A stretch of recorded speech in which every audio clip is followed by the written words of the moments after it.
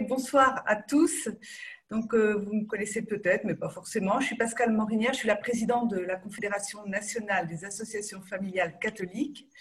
Voilà, et je suis heureuse de vous accueillir pour cette soirée qui est consacrée à la fraternité. Donc, merci à chacune, chacun de nous rejoindre via Zoom. À défaut de retrouvailles plus conviviales, plus fraternelles, qui auraient mieux convenu, voilà, on arrive quand même à se retrouver. Alors, je vous accueille au nom des AFC, Association familiale catholique, et en quelques mots, pour ceux qui nous rejoindraient sans nous connaître, je voudrais dire qui nous sommes.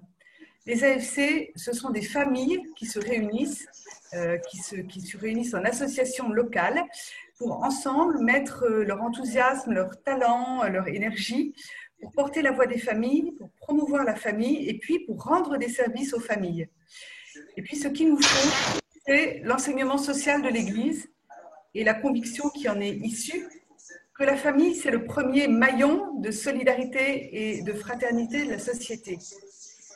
Je m'interromps 2 secondes pour demander à ceux qui ont le micro ouvert de les fermer. Merci. Alors, il y a 2 ans, comme cette année, et en amont de notre Assemblée générale, nous avions reçu Jérôme Fourquet. Jérôme Fourquet, au moment de la sortie de son livre, que vous connaissez sans doute, L'archipel français, naissance d'une nation multiple et divisée. Et alors, nous avions plutôt regardé et fait le constat des multiples manières pour notre pays d'être divisé et segmenté. Voilà. Et aujourd'hui, c'est plutôt la face plus lumineuse de nos sociétés que nous voulons regarder. C'est une face qui est porteuse d'avenir, porteuse d'espérance, en tout cas, qui est un chemin ouvert pour construire. Alors, nous suivons en cela l'invitation du pape François et de son encyclique Fratelli Tutti, tous frères, sur la fraternité, l'amitié sociale, voilà, et que vous avez sans doute, dont vous avez sans doute pris connaissance aussi, qui est sorti en octobre dernier. Alors, pour tout cela, nous accueillons ce soir des invités à la fois passionnés et passionnants, dont vous connaissez l'engagement. Je les remercie vivement de nous donner de leur temps, de leur réflexion et puis de leur conviction aussi. Alors, tout d'abord, Véronique Fayette, bonsoir, bienvenue. Bonsoir. Véronique, vous êtes présidente du Secours catholique Caritas France et l'engagement associatif auprès des plus fragiles vous a mené à l'engagement politique, puis retour à l'engagement associatif. Alors, ce que vous dites, ce que vous racontez, c'est que c'est en entendant l'abbé Pierre, et je crois que c'est à l'âge de 12 ans que vous avez été séduite et que vous avez eu cette passion de l'engagement pour les plus démunis. Voilà, ensuite, vous avez travaillé pour ATD Carmonde, le père Brzezinski. Et puis, pendant 25 ans, vous avez été élu à la mairie de Bordeaux, voilà, toujours en charge des questions de politique de solidarité. Et puis, il y a 7 ans, vous avez donc accepté cette responsabilité de présidente du Secours catholique. Voilà, et présidence que vous assumez toujours. Alors, si je comprends un tout petit peu, mais vous nous en direz sûrement beaucoup plus tout à l'heure, ce qui fait votre conviction, c'est que vous croyez, il me semble que c'est aussi ancré dans votre foi, que ce sont les personnes précaires elles-mêmes qui ont un pouvoir d'agir sur leur situation. Voilà, mais on vous écoutera pour davantage tout à l'heure. Et puis notre second invité est Jean-Pierre Denis. Bonsoir et bienvenue également.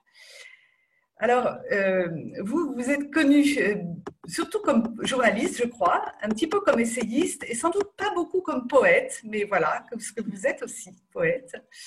Jusqu'à l'été dernier, il me semble, hein, vous étiez responsable rédacteur en chef de La Vie, l'hebdomadaire La Vie, et vous avez été à la rédaction de La Vie pendant quelques décennies. Hein, oh non, pas quelques décennies, mais enfin quand même, oui, c'est vrai, longtemps. Oui. Voilà, maintenant vous êtes chez Bayard, directeur du développement éditorial. On s'était rencontrés il y a 1 an, juste avant le premier confinement. Et je vous avais dit, vous vous en souvenez sans doute pas, mais moi je vous avais dit que j'avais beaucoup apprécié votre dernier essai, Un catholique s'est échappé. Voilà, je l'avais trouvé revigorant, tonique, et vous y plaidez pour un catholicisme de témoignage, ce que vous appelez un catholicisme attestataire. Voilà, et quand on s'était rencontrés avec une petite équipe des AFC, on avait tous été séduits par votre angle à la fois réaliste, mais aussi réaliste, donc on voit l'aspect noir des choses, mais aussi très positif, voilà, et loin de la déploration qui accourt beaucoup actuellement sur la société, sur l'Église, etc. Voilà. Et puis nous accueillons enfin Paul Sugy. Bonsoir, merci. Nous accueillons, et c'est une chance de vous avoir, parce que vous êtes un journaliste du Figaro, du pôle Actualité du Figaro, où on vous lit, je pense, à peu près tous les jours, hein. Vous passez au Figaro au crible, et je trouve, avec beaucoup de rigueur, les événements de notre monde. Alors ce soir, vous avez la tâche d'animer cette rencontre, débat, et je vous en remercie. Voilà, alors je vais vous laisser la parole. Simplement pour tous ceux qui ont envie, en écoutant, de poser des questions, vous pouvez le faire avec le chat. Donc, il suffit d'aller tout en bas, sur le chat, mettre votre message. Il sera repris et posé à nos intervenants en fin de soirée. Voilà, à vous, Paul, je vous laisse la parole. Bonsoir Pascal, merci beaucoup. Je signale juste à ceux qui nous écoutent et qui n'auraient pas encore lu le livre de Jean-Pierre Denis, Un catholique s'est échappé, qui peuvent aussi le retrouver en format poche et donc qui pourront l'avoir avec eux désormais partout où ils vont, y compris lorsqu'ils partent en randonnée au fond du sac. Voilà, pour la petite actualité éditoriale. Et justement, puisqu'on parle d'actualité et que c'est hélas un peu mon prisme ou ma déformation professionnelle en tant que journaliste, c'est peut-être un petit peu la facilité, mais j'ai néanmoins très envie de commencer cet échange qui va nous amener à peut-être évoquer des notions beaucoup plus fondamentales, mais peut-être vraiment par une question de pure actualité. Et je vais commencer à vous la poser à vous, Véronique Fayet. Parce qu'évidemment, avec le Secours catholique, on imagine que vous êtes parmi les mieux placés, vous êtes aux avant-postes pour connaître la réalité aujourd'hui de la situation sociale en France, compte tenu bien sûr de la crise que nous traversons et dont on sait dès à présent qu'elle fragilise essentiellement les personnes qui étaient déjà situées dans les couches les plus fragiles de la société. Voilà, j'aimerais vous demander, parce que évidemment, lorsqu'on allume BFM TV, on entend le gouvernement répéter en permanence que, quoi qu'il en coûte, toutes les mesures seront mises en œuvre pour que justement cette crise n'affecte pas le mode de vie, le confort de vie des Français. Mais on a envie de vous demander si, tout au bout de la chaîne, est-ce que c'est vraiment la situation que vous constatez, ou est-ce que, après un peu plus d'un an de crise sanitaire, d'arrêt d'un certain nombre d'activités économiques et aussi, et peut-être surtout, d'enfermement contraint et forcé des familles à l'intérieur de leur domicile, quelles sont les conséquences immédiates que vous observez chez les familles que vous accompagnez, et est-ce que vous avez l'impression qu'on peut encore faire des efforts pour traverser cette crise de manière fraternelle? Oui, bonsoir à tous. Oui, la question est difficile, mais effectivement, tous ceux qui étaient précaires sont devenus pauvres et la situation est certainement dramatique, mais pour l'instant, on ne sait pas très bien. On ne voit pas beaucoup, les gens ne sont pas forcément tous visibles, ils sont silencieux, ils résistent en silence, ils sont comme nous tous plus ou moins enfermés, ils ont peur, donc ils sortent pas. Mais effectivement, on sait qu'il y a des drames silencieux qui se jouent. D'abord pour des raisons monétaires évidentes. Par exemple, je me souviens d'une jeune femme qui avait 1 ou 2 enfants, je sais plus, mais ils vivaient correctement parce que donc elle avait un salaire d'environ 1 500 € avec un SMIC net, plus des heures supplémentaires, plus des primes de temps en temps, et bon, ça allait bien. Interruption de son travail, donc plus d'heures supplémentaires, plus de primes, et 75% de ses revenus. Donc elle tombe à 900 €. Donc 900 € seule avec 1 ou 2 enfants, elle est dans la pauvreté, elle est dans une très grande difficulté. C'est pour ça d'ailleurs qu'elle est venue au Secours catholique. Donc effectivement, le gouvernement a bien fait le job pour les entreprises et pour les salariés des classes moyennes, mais un membre très éminent du gouvernement, que je ne nommerai pas, par respect pour lui, m'a dit oui, on a bien bossé pour les entreprises, les classes moyennes, mais sur les plus pauvres, on s'est vraiment loupé. Et d'ailleurs, il me disait, Madame la Présidente, quelles sont vos idées? Je lui en ai donné, mais j'ai rien vu venir. Voilà. Donc effectivement, c'est quelle idée est-ce que vous lui avez donnée? Pardon? Quelle idée est-ce que vous lui avez transmise et comment est-ce qu'on pourrait faire mieux justement?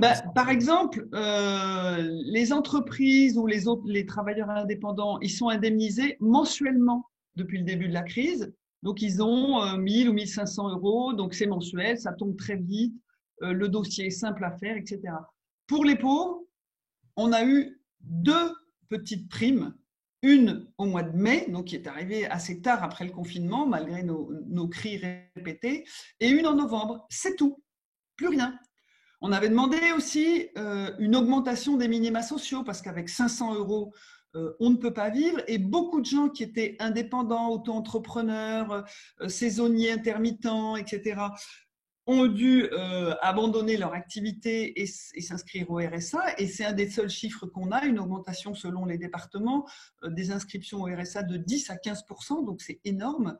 Mais le RSA, c'est 500 € par mois. Donc, on a demandé au gouvernement aussi, on le demande depuis très longtemps, mais on a dit là, avec la crise, c'est vraiment urgent. Il faut vraiment augmenter ces minima sociaux pour que les gens puissent à peu près vivre décemment. Bon, on a eu une fin de non-recevoir. Donc, on a mis beaucoup de propositions et d'hypothèses. Et on voit malheureusement les files s'allonger devant les distributions alimentaires. Donc voilà, on sait que la situation est dramatique et on ne sait pas tout parce qu'il y a certainement des familles qui serrent les dents mais qui n'ont pas payé leur loyer 1 mois, 2 mois, qui n'ont pas payé leur facture d'électricité. Et tout ça, on va le voir ressortir petit à petit avec des gens qui vont se retrouver dans des très grandes détresses. Donc oui, on est très inquiet au moment où les 10%, les 20% les plus riches épargnent énormément, tout le monde le sait, et voilà, tant mieux si ça peut être utilisé de bonne façon. Eh bien, les plus pauvres s'endettent et s'enfoncent dans la pauvreté. Merci Véronique Fayet pour cette réponse effectivement précise et sans concession. Et puis c'est l'occasion aussi de saluer à travers vous l'engagement de tous les bénévoles du Secours catholique qu'on imagine plus que jamais sur le pont. Alors Jean-Pierre Denis, vous avez fait jusqu'à cet été un métier très différent puisque vous étiez journaliste mais vous étiez aussi éditorialiste. Et alors c'est ça qui m'intéresse particulièrement parce que lorsque l'on était comme vous éditorialiste, on est amené toutes les semaines, dès les premières pages de chaque numéro nouveau de La Vie qui sort, en fait, à donner un petit peu l'état, le pouls, l'état psychologique du pays. C'est-à-dire qu'un édito, finalement, c'est un peu une carte postale qu'on envoie aux personnes, notamment qui ont des responsabilités, en leur disant, vous voyez comme aujourd'hui, la situation, les décisions que vous prenez peuvent être perçues par les gens et vous êtes un petit peu le porte-voix, finalement, de tous vos lecteurs et plus largement, en fait, de la société à travers votre plume. C'est un petit peu cela qui s'exprime. Alors peut-être avec vos lunettes d'éditorialiste que j'imagine vous n'avez pas encore tout à fait quitté, on vous voit tweeter encore régulièrement dès que des lumineuses vous traversent l'esprit. Qu'est-ce que vous pourriez dire, vous, aujourd'hui, de la façon dont les gens ont traversé, de manière générale, cette crise? Vous savez, on a beaucoup disserté sur l'hypothèse que le monde d'après puisse être un peu meilleur ou un peu plus humain que celui d'avant cette crise. Est-ce que c'est votre sentiment? Est-ce que vous avez l'impression que cette crise nous a rapprochés les uns des autres et peut-être a fait naître davantage un sentiment de fraternité que ce n'était le cas en 2019, avant l'arrivée du virus? Alors, merci Paul, bonsoir à tout le monde. Merci pour cette définition optimiste et bienveillante du métier d'éditorialiste, parce qu'il m'est arrivé d'en donner une autre qui était l'éditorialiste, c'est celui qui commente les faits auxquels il ne comprend rien. Alors, on va partir du principe que votre définition est meilleure que la mienne, ça sera peut-être une pétition de principe. Je le dis en souriant, mais au fond, cette position je dirais, de jachère dans laquelle je suis dans l'écriture, dans le commentaire de l'actualité depuis quelques mois, m'a amené à me poser des questions sur ce que j'avais moi-même écrit et ce que j'avais moi-même dit et ce que j'avais même demandé quand j'étais directeur de la rédaction de La Vie au moment, donc il y a 1 an, du début de cette crise. Et en un mot, je dirais qu'au printemps dernier, on était capable de faire un bilan. Aujourd'hui, on n'est pas capable de faire un bilan. Et c'est tout le paradoxe de la situation. Au printemps dernier, j'ai demandé à la rédaction de La Vie de faire une enquête sur, comme d'ailleurs beaucoup d'autres journaux, sur les pays qui s'en sortaient plutôt mieux que nous dans la gestion de cette crise. Aujourd'hui, certains de ces pays qui s'en sortaient plutôt mieux s'en sortent peut-être pas beaucoup mieux que nous. Bref, on est aujourd'hui, je trouve, beaucoup plus dans une forme de vague, d'incertitude, une espèce de routine finalement dans ce doute. Et cette fragilisation de la société, elle est aussi là. Le fait de devoir non plus seulement laisser passer l'orage, mais tenir dans quelque chose dont on ne connaît pas, on ne connaît plus la durée. Voilà. Alors ça, c'est la première chose. La deuxième chose, c'est que pour moi, ce que je vois quand même malgré tout, c'est que la société française, quand même, elle tient. Voilà. Donc ça, c'est quand même une chose qu'il est important de souligner. Quand on prend, alors là, beaucoup de recul, mais qu'on rouvre des vieux livres, hein, qu'on lit par exemple Thucydide, La guerre du Péloponnèse, la peste d'Athènes, et pendant la peste d'Athènes, à ce moment-là, plus personne ne connaît personne. Hein. Il n'y a plus de parents, il n'y a plus d'enfants, il n'y a plus d'amis. Enfin, finalement, c'est quelque part, la société explose. Dans les grandes épidémies de peste, ça s'est toujours produit. C'est la même chose quand on lit le Décaméron de Boccace, quand on lit le récit de Manzoni de la peste en Italie. Bref, c'est toujours des situations qui sont extrêmes. Et même l'Église n'est pas toujours entièrement debout. Il y a des gens qui vont donner leur vie, des religieuses, des prêtres, mais ce n'est pas toujours aussi simple. Or, notre société, elle tient. Elle tient peut-être déjà parce que la crise, elle est moins extrême. Ce n'est pas une épidémie aussi mortelle. Il y a presque 100 000 morts en France, mais on n'est pas dans la situation des grandes épidémies de peste. Elle tient aussi parce qu'il y a des amortisseurs sociaux. Alors, évidemment, Véronique pointe à juste titre les problèmes qui sont posés, mais on est quand même dans une société qui tient. Elle tient aussi, et là je voudrais quand même le dire parce que c'est aussi mon expérience cette fois-ci de lecteur de mon ancien journal. Quand on fait un journal, on est dans la production du quotidien et on ne se rend pas toujours compte de ce qu'on est soi-même en train de faire. Mais depuis que je le lis comme abonné, je lis ce que j'ai souhaité qu'il y ait dans ce journal à l'époque, au début, des initiatives de solidarité. Et il m'est revenu que quand on avait décidé d'ouvrir le magazine sur des initiatives de solidarité, des gens engagés dans l'action, des gens ordinaires engagés dans l'action, on m'a dit, vous en aurez vite fait le tour. Et en réalité, le tour n'est jamais fait. Il est pratiquement infini. Et il se produit semaine après semaine. Et quand on regarde ça, on se dit, mais c'est ça la France, hein, c'est ça le pays. Et c'est ça qui tient le pays. Et c'est quelque chose dont je pense qu'il faut quand même poser là et souligner. Et évidemment, dans ce cadre-là, les chrétiens sont aux premières loges. Donc voilà, moi je voudrais quand même dire qu'il y a cette société-là, elle tient. Par ailleurs, ce n'est pas le Covid qui l'a fait se défaire, si elle se défait. Les problèmes sont antérieurs. Hein. La crise des Gilets jaunes, ce n'est pas pendant le Covid, c'est avant le Covid. Et la crise des Gilets jaunes, c'est d'abord le constat d'une société qui part dans deux directions, avec des gens qui se sentent les perdants et puis des gens qui sont les gagnants de la mondialisation.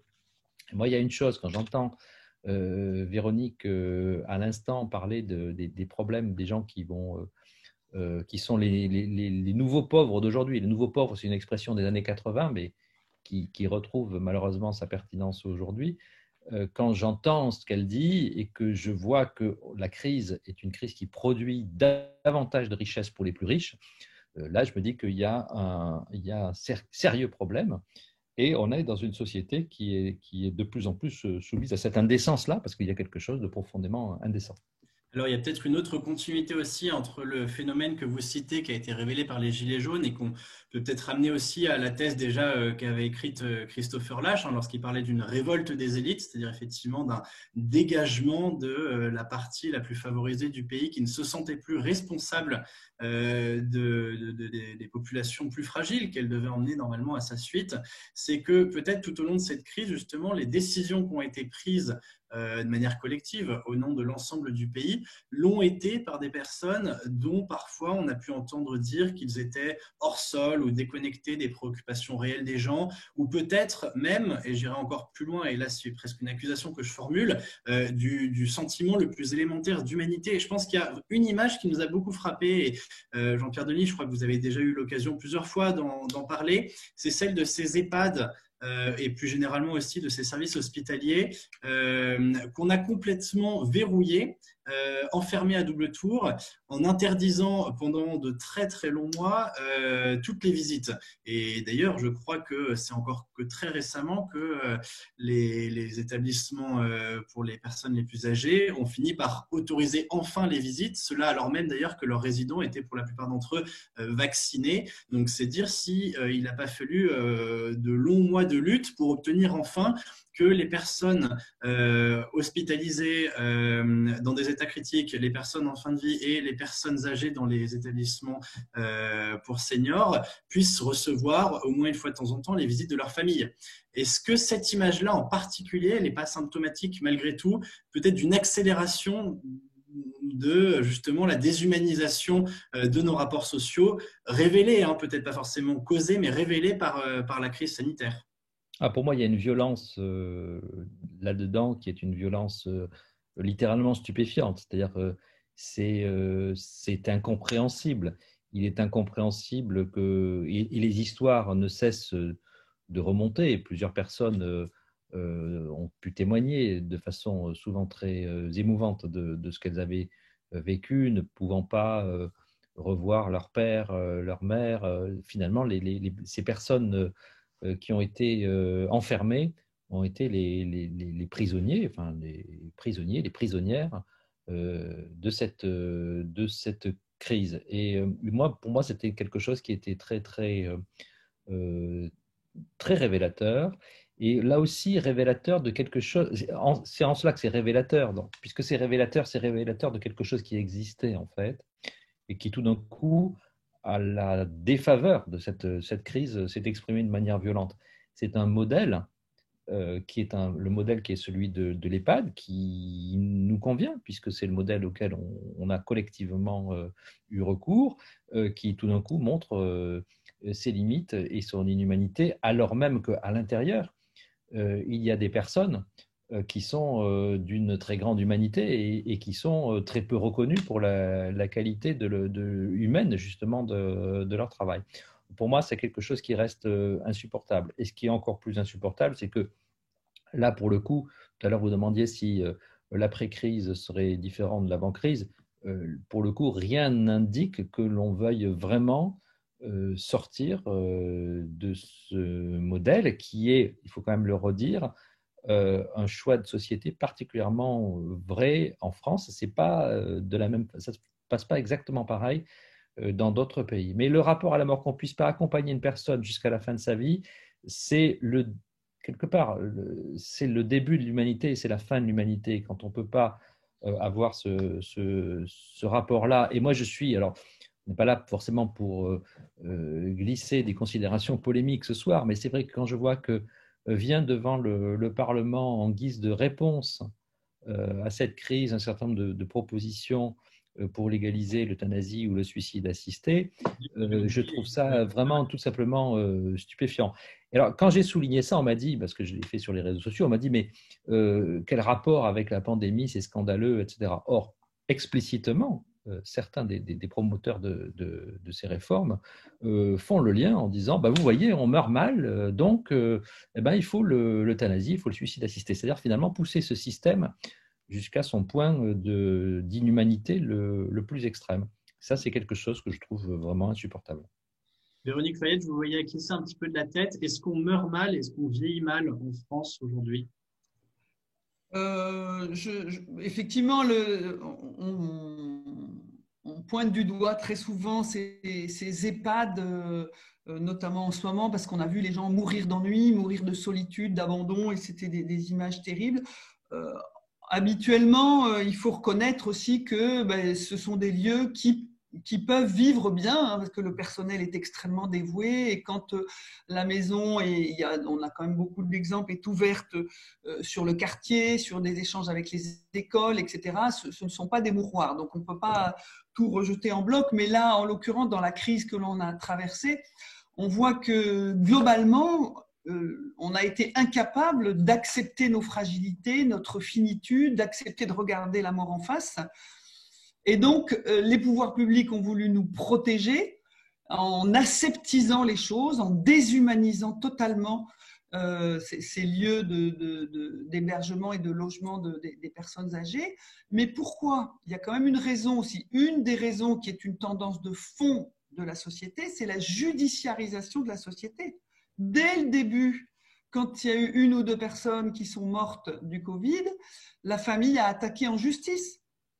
Et donc, pour éviter d'avoir des procès par milliers, eh bien, on a tout aseptisé, tout déshumanisé et surprotégé les personnes âgées. Au moins, elles ne mourront pas du Covid. Elles mourront d'ennui peut-être, elles mourront d'abandon, de dépression, mais elles ne mourront pas du Covid et donc, on ne pourra pas être traîné en justice. Et cette judiciarisation de la société, on en est quand même tous largement responsables.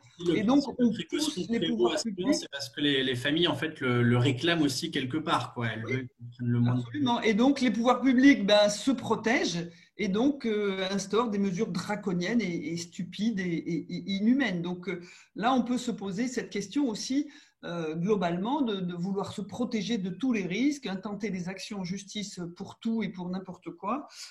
Voilà. Est-ce que ça nous rend plus heureux? Est-ce que ça nous aide à mourir mieux? C'est vraiment pas sûr.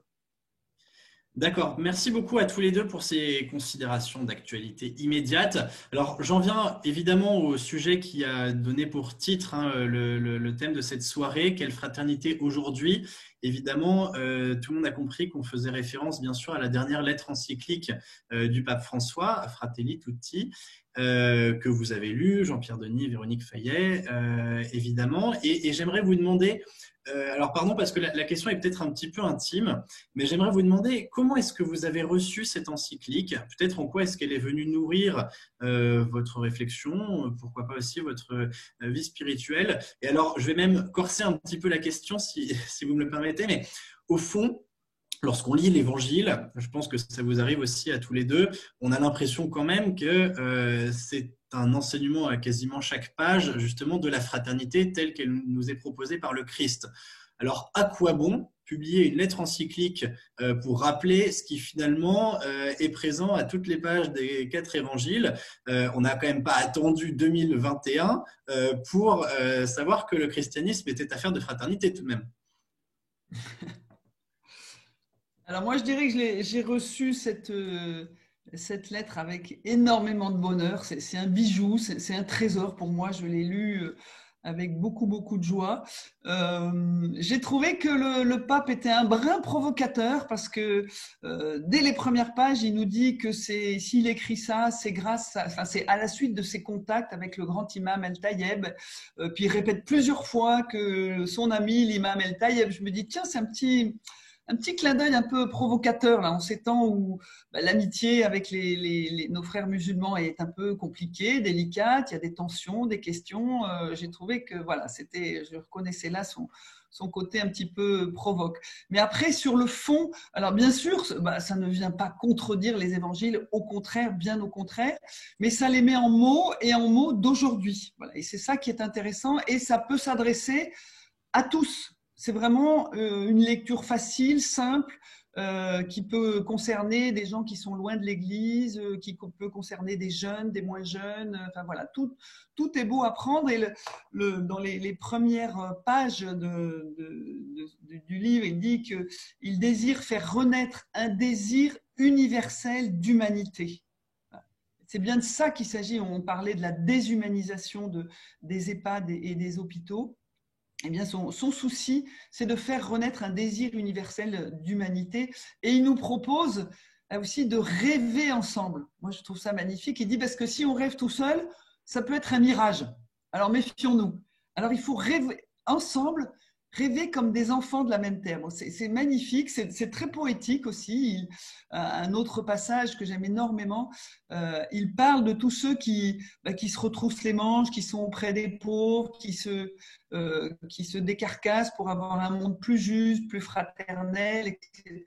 Il les appelle les poètes sociaux. Et tous les bénévoles et aux équipes du Secours catholique, écoutez bien, vous êtes des poètes sociaux. C'est magnifique.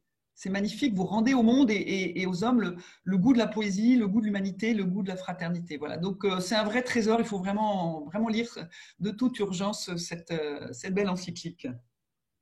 Merci beaucoup. Jean-Pierre Denis, votre lecture de cette encyclique? Alors, je ne sais pas si je peux prendre la parole après cette magnifique évocation que Véronique vient de faire.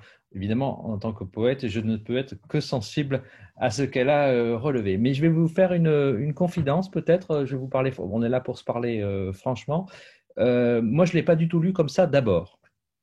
C'est-à-dire que j'ai été très frappé par le caractère très noir, très pessimiste, longuement pessimiste, de façon très, très insistante, très répétitive. Bon, c'est aussi une façon d'écrire qui est celle peut-être plus latino. Enfin, c'est un certain style d'écriture, mais je trouvais qu'il y avait un sentiment, une angoisse, en fait, que je ne reconnaissais peut-être même pas dans le pape François. Il se trouve qu'avec un petit groupe de gens engagés dans les questions écologiques, je l'avais rencontré quelques semaines auparavant. J'avais rencontré ce pape plein de luminosité, celui que Véronique finalement vient d'évoquer de façon si magnifique. Et tout d'un coup, je trouvais un ton un peu crépusculaire. Enfin, j'ai des mots là sous les yeux: nationalisme étriqué, égoïsme, identité des plus forts, exacerbation des nouvelles formes d'individualisme, colonisation culturelle, etc., etc.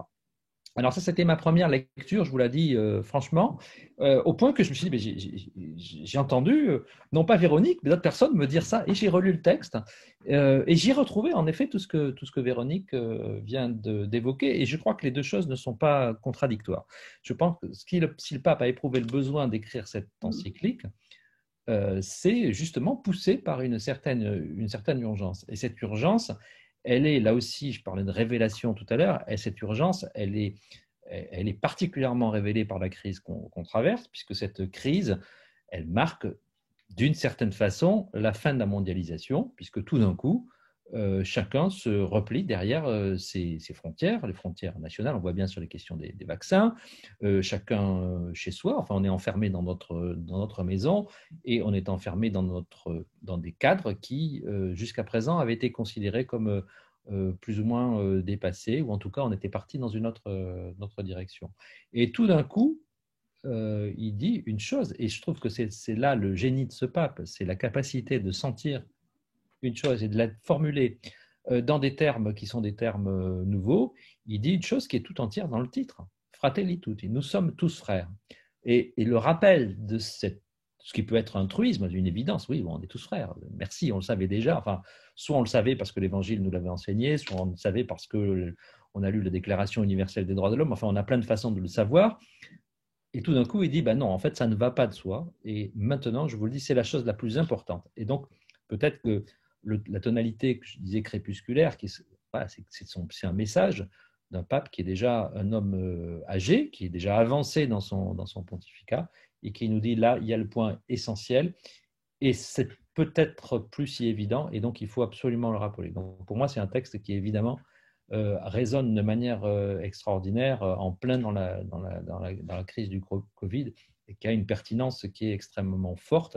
Et j'ajoute qu'elle touche toute l'humanité. Et effectivement, Véronique soulignait l'insistance sur le grand imam d'Al-Azhar. Bon, là aussi, dans un premier temps, ça m'a un petit peu, allez, soyons francs, agacé, amusé. Certains d'ailleurs se sont énervés en disant: qu'est-ce que c'est que ce pape qui n'est pas catholique, puisqu'il cite un grand son ami.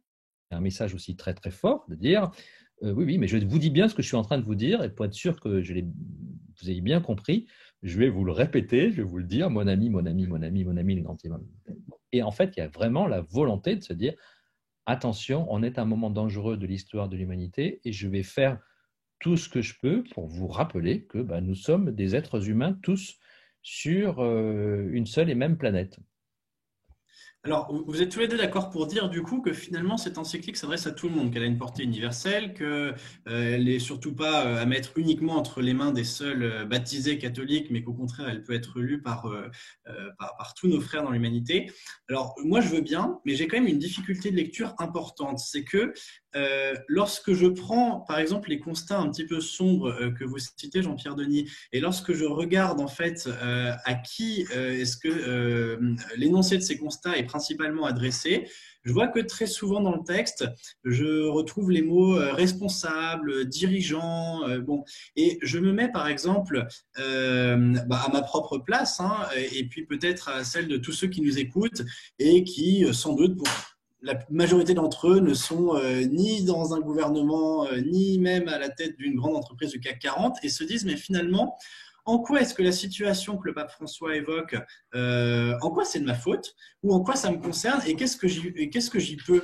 C'est-à-dire que finalement, si on commence à avoir dans une encyclique une liste de constats de toutes les structures actuelles de notre société contemporaine qui ne correspondent pas exactement aux principes que les chrétiens devraient mettre en œuvre dans une société, pour autant, encore une fois, hein, qu'est-ce que moi, je peux faire pour cela? Moi qui d'ailleurs souvent essaye de m'efforcer de vivre justement de la fraternité auprès des miens, dans ma famille, auprès de mes amis, dans ma paroisse, dans ma vie professionnelle, mais manifestement ça ne suffit pas puisque justement le pape décrit la situation de manière extrêmement inquiète. Donc comment est-ce que on peut se dire que finalement tout cela vient me toucher moi et est-ce que le pape me donne des clés justement pour que, à ma modeste mesure, je puisse mettre un peu plus de fraternité dans le monde que j'habite? Moi, c'est une opposition que je comprends, mais que je ne ferai pas forcément parce que, ou plutôt que je la resituerai dans une grande tradition biblique, c'est la tradition prophétique. Si vous lisez ce que vous dites pourrait s'appliquer quelque part aux prophètes de l'Ancien Testament. On peut dire, mais qu'est-ce que vous avez à critiquer la corruption des puissants, si vous lisez les Amos, enfin des petits prophètes ou les grands, enfin qu'est-ce que vous avez ça me concerne pas. Je suis pas roi d'Israël, je suis pas parmi ceux qui décident.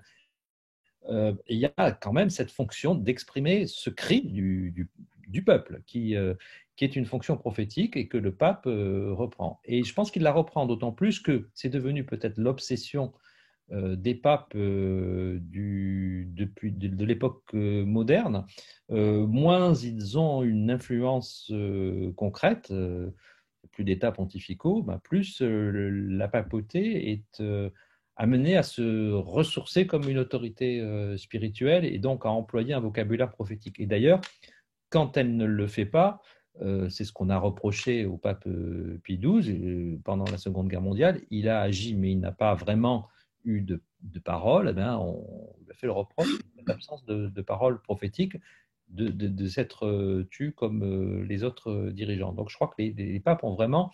Jean-Paul II, il avait cette hantise sur la question qui était fondamentale à son époque, qui était l'avortement. On pourrait dire aussi, alors oui, d'accord, en quoi ça me concerne si je n'ai pas recours à l'avortement. Donc dans un certain nombre de dossiers que le pape considère, dossiers de sujets majeurs que le pape considère comme déterminant, il fait entendre une voix qui est une voix prophétique. Ça me semble vraiment la fonction du pape à l'heure actuelle. Après, on peut toujours penser qu'il y a d'autres préoccupations, d'autres enjeux, que ce n'est pas cela qu'il faudrait mettre en évidence. Mais il est clair depuis le début que cette question de la fraternité est la ligne directrice de son pontificat. Je ne sais pas si vous vouliez réagir aussi sur ce point-là, Véronique Fayette. Oui, sur votre interpellation, disant, mais au fond, moi, qu'est-ce que j'y peux, en quoi ça me concerne? Oui, ça m'étonne un petit peu. Je pense que le pape dresse un constat très sombre de l'état du monde aujourd'hui. Et effectivement, si on regarde un peu au-delà de l'Hexagone, parce qu'on n'est pas les plus à plaindre, mais entre les guerres, le pillage de l'Amazonie, les catastrophes climatiques, c'est assez effrayant. Donc le constat est sombre mais assez réaliste. Et ce qu'il nous explique, le pape, et qu'il nous avait déjà expliqué d'ailleurs dans Laudato Si, c'est qu'on n'était pas forcément coupable, mais qu'on était tous responsables en fait. Et qu'on a tous notre petite part de responsabilité. Et donc qu'on a le pouvoir de changer. Je dirais même qu'on a des super pouvoirs. On a des super pouvoirs en tant que citoyen, en utilisant à bon escient notre bulletin de vote, en tant que consommateur, Bon, on nous explique à longueur de journée que effectivement, si on mange moins de viande, eh bien, il y aura moins de besoins d'alimentation pour les animaux, et donc il y aura peut-être moins de déforestation en Amazonie, et donc ce sera bon pour la planète. Voilà. Donc il y a un système mondial dans lequel on est impliqué. Donc on est responsable d'une partie des choses, et en contrepartie, on est responsable, mais on a du pouvoir d'agir. Et voilà, de plus en plus, et ça je trouve que c'est aussi un signe d'espérance aujourd'hui, où des tas de petites associations, des groupes de pression, des lobbies expliquent qu'on peut agir. On peut agir, par exemple, contre les paradis fiscaux. On se dit, qu'est-ce que j'y peux? Il y a des paradis fiscaux, il y a des gens qui s'enrichissent de manière honteuse. Et moi, voilà, je triche pas, je paye mes impôts normalement. Déjà, ça, c'est un premier pas, de bien payer ses impôts, parce que voilà, l'évasion fiscale, l'optimisation fiscale, la fraude fiscale, tout ça, c'est un sport national bien connu. Donc, mais qu'est-ce que je peux faire? Eh bien, si, vous pouvez très bien aller voir votre banquier, dire, écoutez, j'ai un peu d'argent à placer, je refuse qu'il soit placé dans des paradis fiscaux, je refuse qu'il soit placé dans des entreprises qui exploitent des énergies fossiles. Voilà, on a plein de petits pouvoirs d'agir et qu'on n'utilise pas assez. Et je pense que c'est aussi là où je vois une continuité, moi, entre Laudato Si et Fratelli Tutti, c'est que le pape a voulu nous répéter ça. C'est un papa pédagogue aussi, hein, c'est un prophète, mais c'est un papa pédagogue aussi, notre pape. Il a vu qu'on avait la nuque un peu raide, il nous a dit, écoutez la clameur des pauvres et la clameur de la terre. Et là, il nous dit, pour écouter la clameur des pauvres, la meilleure façon, c'est d'entrer en amitié avec eux. Il a de très belles pages sur l'amitié sociale avec les plus fragiles, de manière à comprendre ce qu'ils vivent et à entamer des processus de changement avec eux. Non pas pour eux, avec une vision un peu surplombante de celui qui sait par rapport à celui qui est pauvre et qui ne saurait pas, mais entamer des processus de changement, de justice avec les pauvres, à partir des pauvres, mais en entrant en amitié sociale avec eux. Et donc, il nous dit, vous pouvez changer le monde, vous avez le pouvoir de changer le monde, beaucoup plus de pouvoir justement que les puissants et les dirigeants, si vous vous mettez tous ensemble, main dans la main avec les plus pauvres. Il parle beaucoup aussi, il cite beaucoup dans Fratelli Tutti, tous les discours qu'il a fait au mouvement populaire depuis plusieurs années. Il s'adresse beaucoup au mouvement populaire. Donc, ça veut dire qu'il a confiance en nous et qu'il dit, c'est entre nos mains, voilà, c'est à nous de changer le monde et on peut le faire. C'est vrai qu'il y a des expressions, il y a des expressions qui sont typiquement bergoliennes, si je puis dire, qui m'ont un petit peu surpris et qui sont, elles sont surprenantes parce qu'elles sonnent un peu bizarres, parce qu'on ne les a pas forcément entendues, puisque ce sont ses mots à lui.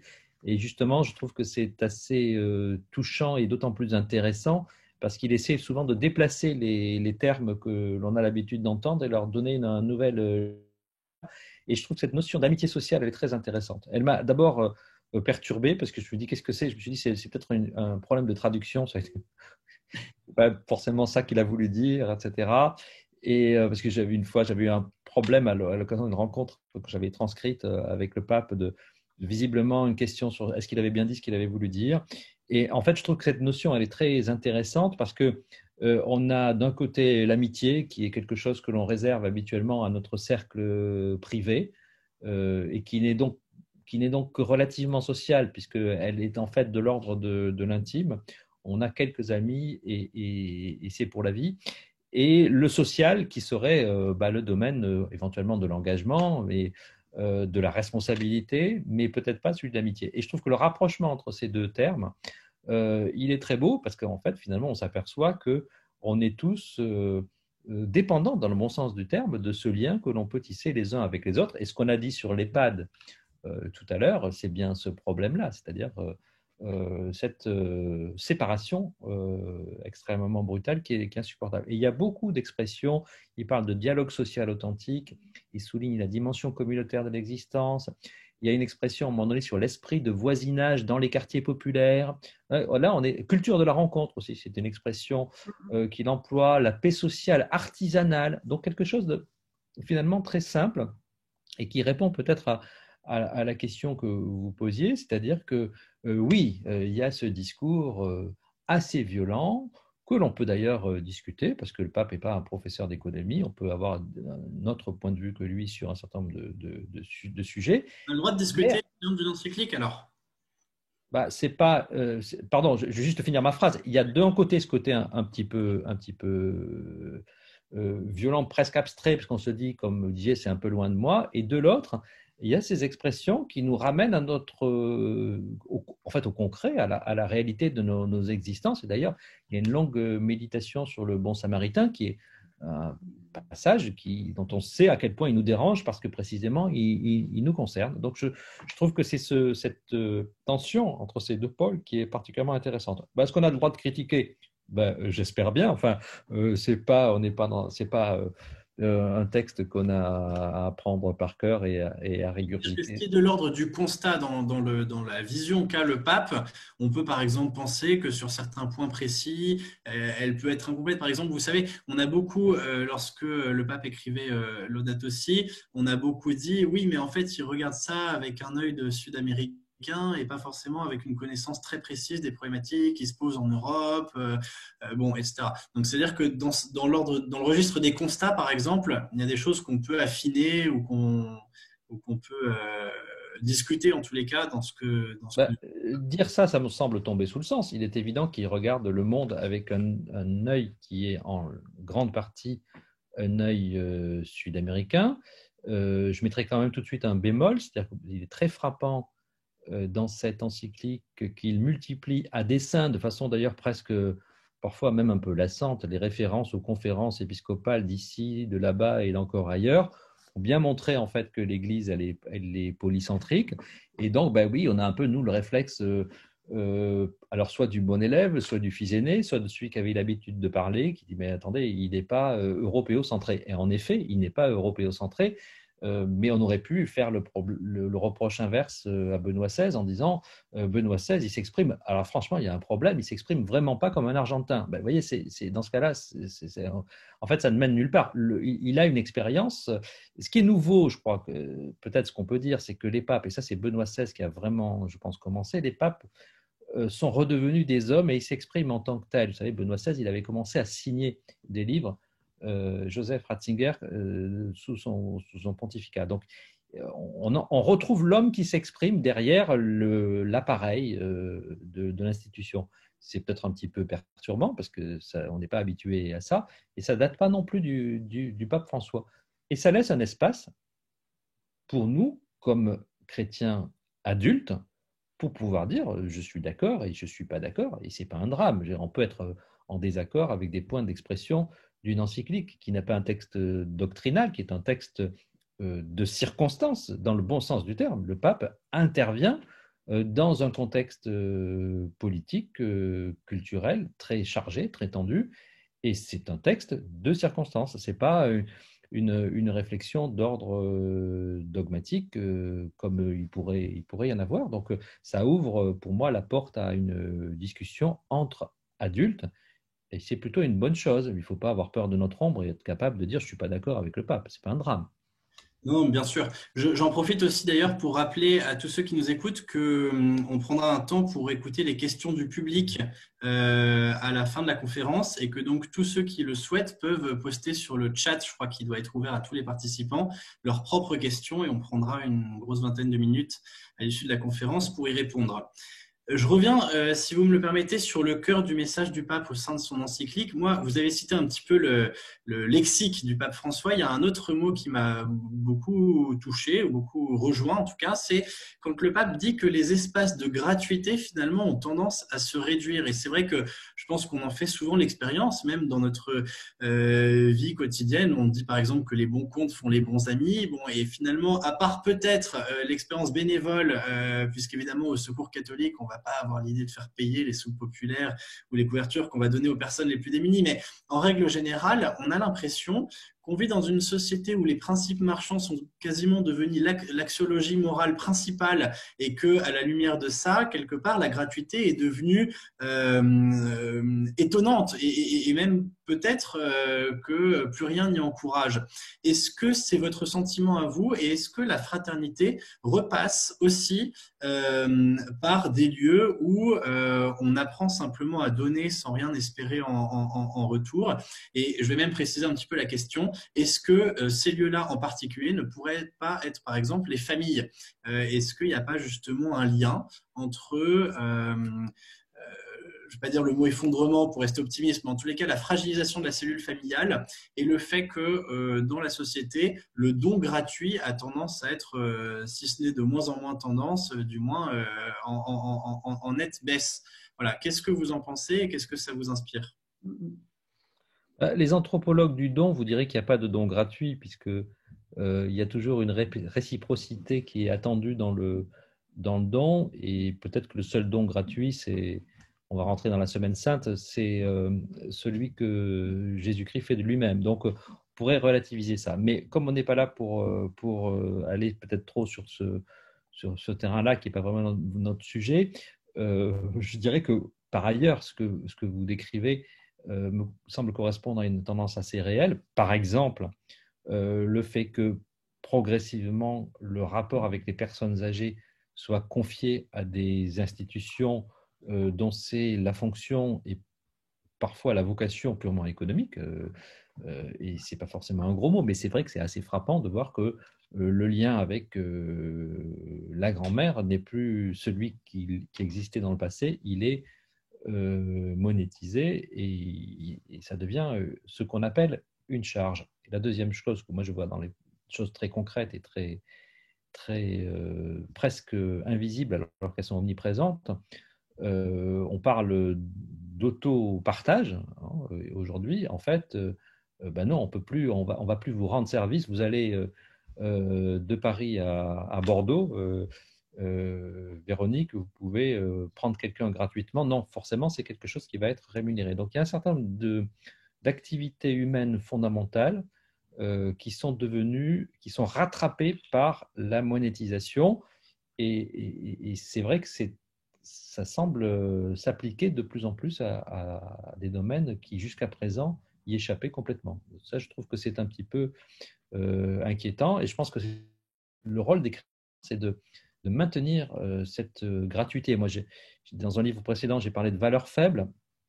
Je crois que la gratuité, ça fait partie de ces valeurs faibles de l'Évangile, et justement parce qu'elle est portée pour nous par Jésus. Vous avez raison de rappeler que malheureusement aujourd'hui, les seuls autostoppeurs qui restent sont généralement les festivaliers, et encore, même eux maintenant, ils s'organisent pour prendre le bus. C'est vrai que l'autostop a complètement disparu des départementales françaises. Pardon, Véronique Fayette. Oui, je crois que c'est important de parler de la gratuité dans un monde où tout s'achète. Même les enfants s'achètent. Avec la GPA, on achète un enfant. Donc, parler de gratuité, c'est parler de spiritualité. C'est une dimension essentielle de la spiritualité. C'est le premier pas de la spiritualité. Et donc, l'amour, l'amitié, c'est vraiment le premier lieu où on peut vivre cette gratuité, gratuité de donner, gratuité de recevoir, d'échanger. L'éveil à la beauté aussi, de la même façon, est un lieu où peut germer la spiritualité. Et donc, effectivement, ça se vit d'abord en famille et il faut le cultiver, et c'est vraiment un apprentissage très important qui se fait en famille, dans toutes les familles. Et donc, pour ça, il faut protéger la famille. Mais c'est aussi, dans le Fratelli Tutti, le pape nous parle, justement, Jean-Pierre en parlait tout à l'heure, nous dit que ça se vit aussi dans la culture de la rencontre. La gratuité de la rencontre. Nous, c'est ce qu'on vit beaucoup au Secours catholique. Nos bénévoles, ils sont dans la gratuité de la rencontre. Quand vous demandez à un bénévole qu'est-ce qu'il a fait, cet après-midi, j'ai passé 2 heures, on a bu le café, on a bu des petits gâteaux. Voilà. On a bu le café, on a mangé des petits gâteaux. Bon. D'ailleurs, on le fait un peu moins maintenant parce que tout est compliqué, mais enfin bon.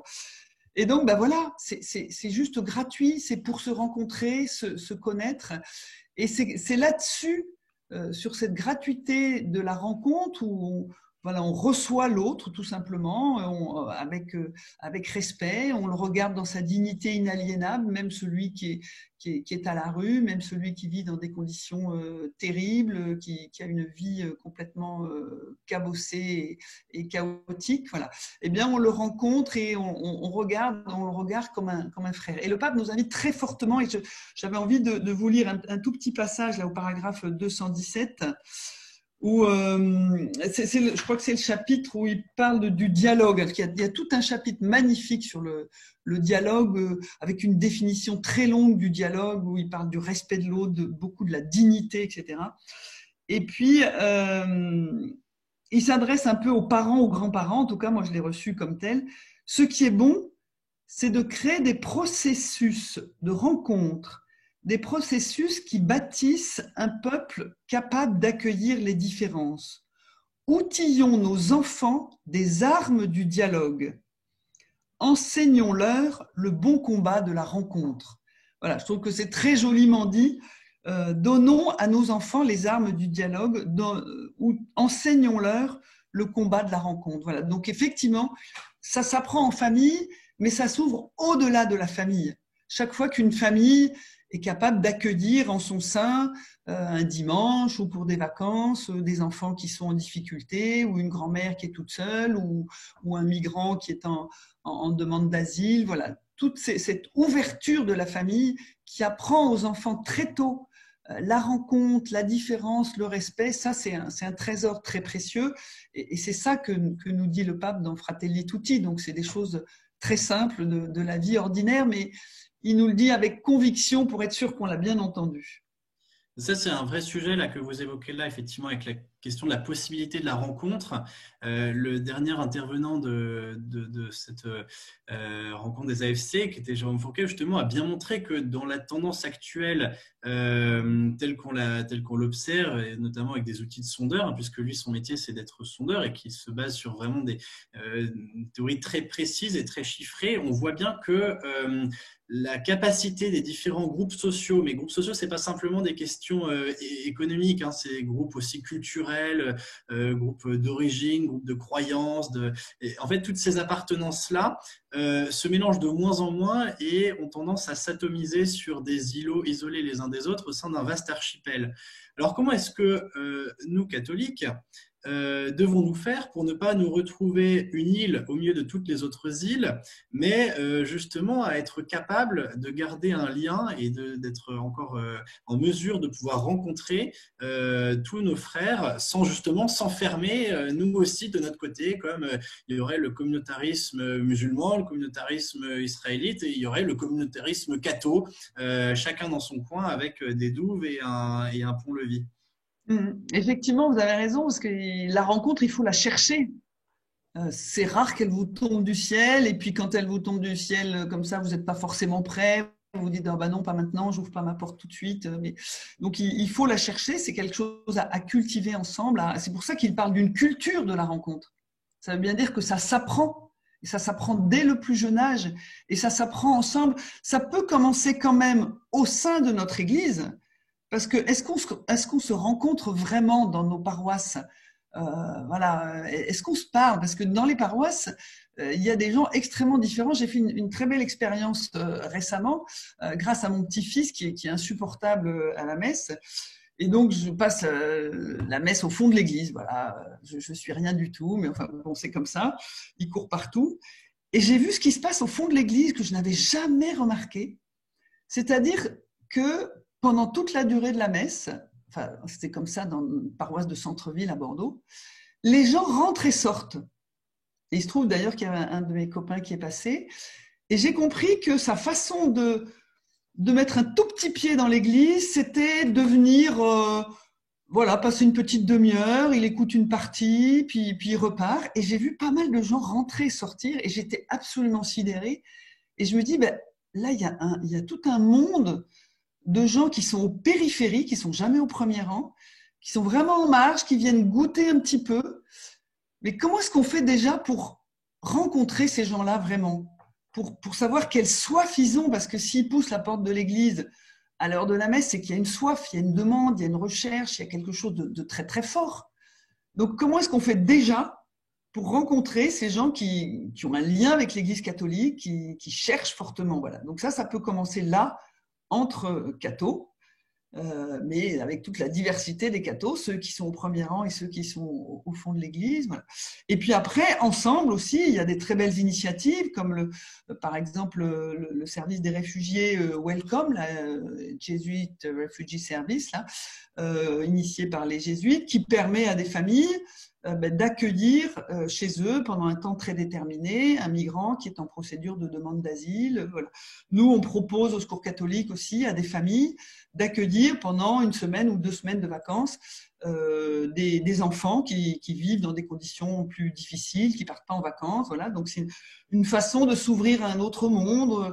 Et d'ailleurs, on rencontre ces jeunes, quand on les rencontre 10-15 ans après, souvent ils nous disent, mais ces vacances dans la famille Dupont ou Durand pendant 3, 4, 5 ans, ça a transformé ma vie. Et il y a des liens souvent qui se gardent à l'âge adulte très forts, comme on a des liens avec un oncle ou une tante ou un parrain ou une marraine, voilà, qui permettent des ponts entre différents milieux, entre des gens qui ne devraient pas se rencontrer et qui se rencontrent.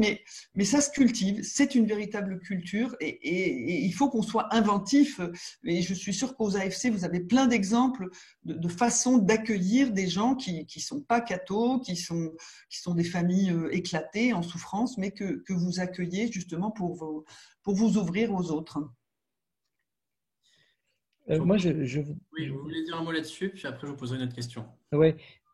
D'abord parce que Paul, vous avez parlé d'une forteresse qui soulève son pont-levis, et je voudrais quand même commencer par dire que ça me semble normal. C'est-à-dire que je crois que c'est important de se dire que quand les catholiques deviennent une minorité dans une société qui, par ailleurs, ne partage pas ces valeurs, voire leur envoie des signaux qui ne sont pas toujours des signaux en apparence amicaux, ce réflexe me paraît, car c'est de l'ordre du réflexe, me paraît tout à fait normal.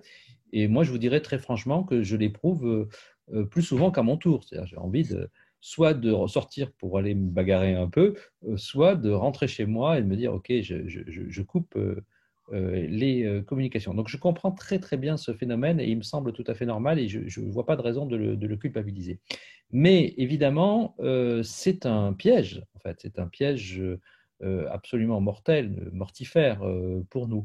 Pendant la période dans laquelle, du premier confinement, pendant laquelle il n'y avait pas de messe, moi, comme beaucoup de gens, j'ai souffert de cette rupture imposée, de ne pas pouvoir aller à la messe le dimanche. Et je suis tombé sur un texte d'un prêtre tchèque, Thomas Halík, qui a été ordonné clandestinement sous le communisme, et que j'ai publié à l'époque dans La Vie, qui dit c'est un signe, en fait, ces églises fermées, c'est un signe, voilà, Jésus a frappé et il est sorti. Il n'est plus là, il est sorti. Et nos églises sont donc quelque part, pas forcément le lieu où Jésus-Christ est aujourd'hui. Alors c'est une image qui est très, très forte, qui est très violente peut-être pour nous tous, qui sommes bien dans nos communautés. Et encore une fois, en plus, ces communautés sont importantes pour nous ressourcer. Mais je crois que s'il y a un signe des temps dans ce qu'on a vécu, il est peut-être déjà là. Enfin, je crois qu'il y a vraiment, oui, je dirais un signe des temps dans cet épisode que nous avons vécu des églises fermées. J'en suis tellement convaincu, pour ne pas tout vous raconter, mais moi je suis maintenant à Bayard Presse pour travailler, pour créer des nouveaux médias, que mon premier projet, qui va d'ailleurs voir le jour peut-être dans quelques semaines, c'est vraiment pour répondre à cette urgence vous évoquiez Jérôme Fourquet, de remettre des ponts entre ces îles, parce qu'on va rester peut-être des îles, mais on peut aussi avoir des ponts ou des ferries, enfin comme vous voulez, et des façons de pouvoir circuler entre ces îles, sinon ça va devenir vraiment insupportable. Je suis persuadé qu'il faut faire chacun tout ce qu'on peut par rapport à ça. On a hâte d'en savoir plus alors. Alors, j'en viens peut-être à une question. Alors, vous avez déjà évoqué la continuité qu'il y avait entre les réflexions des différents papes qu'on a connus. Et en particulier, moi, je vois un clin d'œil très précis dans cette encyclique du pape François à son prédécesseur, le pape Benoît XVI, lorsqu'il dit que ce qui nous empêche de vivre en frères, c'est le fait que nous ne recherchons plus collectivement une exigence morale qui soit la même pour tous. Et à ce moment-là, il emploie une expression que Benoît XVI, évidemment, avait lui-même développée et je crois qu'il a beaucoup préoccupé, qui est celle du relativisme moral, c'est-à-dire que pour vivre en frères, il faut d'abord que nous soyons capables de reconnaître un seul bien qui vaille pour tous et non pas la recherche chacun de son bien propre qui s'apparente assez vite à en fait une recherche de son propre profit personnel et qui est évidemment une conduite pour le coup plutôt égoïste. Et est-ce que donc cette dégradation morale et ce refus de l'éthique collective, c'est-à-dire que l'éthique ne devrait valoir que dans son petit ordre personnel de valeurs et de principes, est-ce que c'est pas ça qui menace aujourd'hui principalement la vie fraternelle et surtout comment est-ce que les familles françaises peuvent relever ce défi justement du relativisme et s'engager justement pour que l'on retrouve un certain sens commun, un certain sens collectif en matière d'éthique et de recherche du bien commun? C'est un point très délicat, très difficile. Moi, je pense qu'on est passé d'une éthique du droit, du permis, de l'interdit, de la loi, une éthique de la loi, en fait, à une éthique du contrat, qui fait que les individus peuvent s'arranger et faire ce qu'ils veulent du moment que ça ne nuit pas à autrui. Combien de fois n'entendons-nous pas cette remarque? Qu'est-ce que ça peut te faire? Tu n'es pas obligé de faire... tu n'es pas obligé de te suicider si tu veux pas, si tu es contre l'euthanasie, etc. Donc on entend très souvent dans tous les domaines en fait cette objection. Mais vous aurez peut-être remarqué que ça s'inscrit dans une crise beaucoup plus large, qui est la crise de l'universel. On voit bien que c'est devenu le problème majeur, et pas seulement en France, dans toutes les grandes démocraties, une espèce de crise de foi dans l'universel, qui était ce qui restait peut-être du christianisme quand il n'y avait plus de christianisme. Il restait au moins cette idée qu'il y avait de l'universel. Et ça, c'est en train d'être fragilisé. Et une fois de plus, je me dis que ce qui est arrivé à l'Église avec un petit peu d'avance, en fait, arrive au reste de la société. Quand les valeurs se sont sécularisées, elles arrivent à ce point de fragilisation. Et donc, c'est ce que vous décrivez. Donc là, on est sur une tendance de civilisation qui est très lourde, très lourde dans tous les sens du terme. C'est lourd à porter et c'est puissant. Et je ne suis pas sûr qu'on puisse se situer, monter sur notre petit rocher et prendre un porte-voix en disant c'est insupportable, il faut arrêter tout ça. Je crois que là-dessus, la seule solution, c'est de prendre acte de cette évolution, de redescendre de quelques marches et de ne pas avoir le mot moral à la bouche, dire ta morale, tu te la gardes, enfin très bien, ça ne me concerne pas, mais de prêcher par l'exemplarité de ce qu'on vit. Et c'est déjà pas mal, c'est déjà beaucoup. Et c'est d'ailleurs tout le propos de Fratelli Tutti, de tous les exemples que Véronique a évoqués, tous les passages qu'elle a cités vont dans ce sens-là. Donc je pense qu'on a évidemment envie de tenir un discours anti-relativiste, universaliste, autour du bien commun. On cherche les mots d'ailleurs.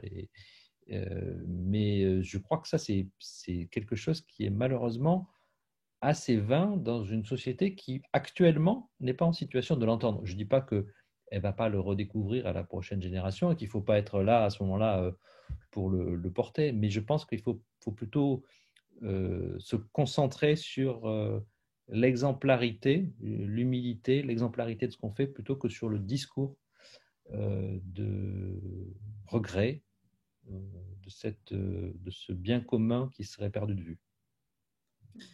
C'est aussi votre sentiment, Véronique Fayet, qu'il faut s'en tenir d'abord à son exemple personnel plutôt qu'à de grands discours?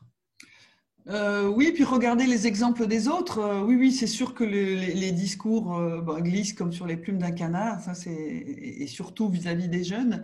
Par contre, ce qui marche, c'est de regarder les signes d'espérance. Hein. Quand Jean-Pierre parlait de ce que le journal La Vie essaye de mettre en valeur comme initiative positive, il y a dans La Croix, il y a aussi toute une rubrique qui s'appelle des idées pour agir. Il y a des médias aussi, comme Aletheia ou d'autres, qui mettent en scène, qui nous montrent toutes ces initiatives pleines de générosité, pleines de fraternité, qui ont le souci du bien commun, que ce soit des habitats partagés, que ce soit des jardins partagés, enfin, des outils, enfin, des instruments d'échange de services, de prêt d'outils, etc.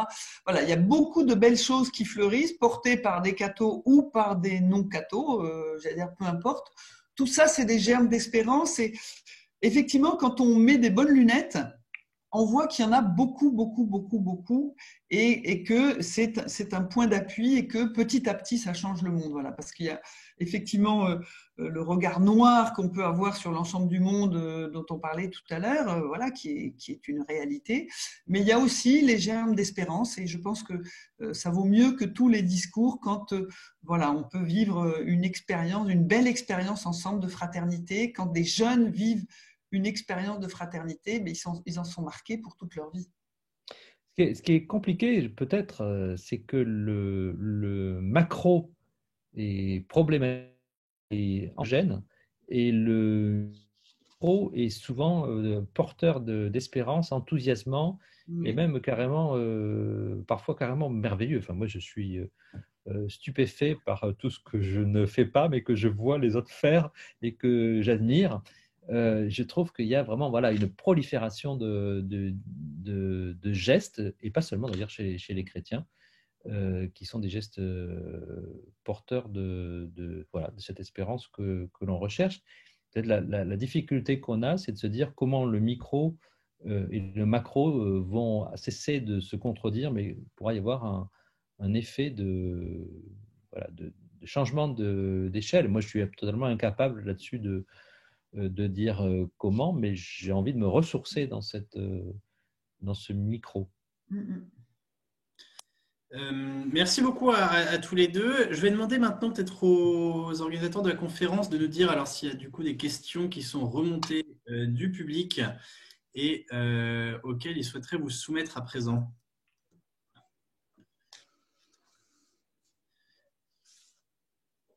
Alors, je ne sais pas si la personne qui doit lire les questions a activé son micro. Florence, on ne vous entend pas. Voilà, je peux l'activer maintenant. Donc, il y a d'abord merci aux intervenants, merci pour cette belle thématique, merci d'avoir évoqué la gratuité. Et puis, alors, il y a une réaction. Si on se donnait beaucoup de temps pendant nos messes, non, si on se donnait plus de temps pendant nos messes pour faire connaissance avec nos frères et sœurs, on ne se connaît plus. Oui. Après, il y a une question. Les oui politiques qui ont pouvoir de décision sont-ils ouverts à la parole du pape François? Et sont-ils capables de reconnaître son discours comme celui d'un chef d'État, celui du Vatican, et donc de pouvoir dialoguer avec lui? Alors, ce qui se passe dans la conscience d'un être humain, fût-il président de la République ou chef de gouvernement, ça reste sans doute quelque chose de très mystérieux. Pourtant, le président a téléphoné au pape ce week-end. Oui, voilà. Longuement. Et après, on n'est peut-être pas là pour parler trop de politique, mais je trouve que les politiques, ils ont souvent envie d'être photographiés avec le pape ou de dire qu'ils lui ont parlé. On a parfois un peu de mal à faire le rapport entre leur conversation et leur politique. Voilà. Donc mais ça, c'est peut-être pas propre à Emmanuel Macron. Hein. C'est une tendance quand même assez générale. Après,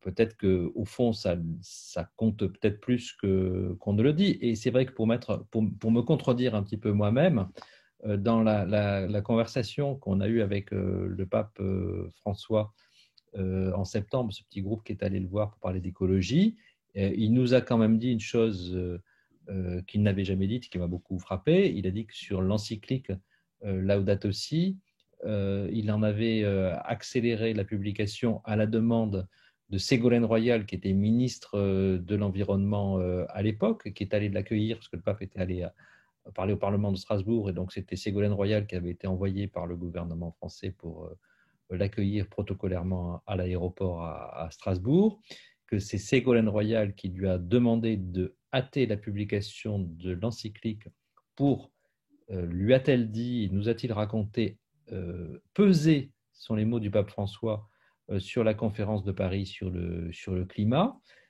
qu'il est rentré à Rome et qu'il a demandé à ce moment-là à ses collaborateurs d'accélérer la rédaction de l'encyclique, qui était déjà sur les rails pour qu'elle soit parue avant la conférence de Paris sur le climat.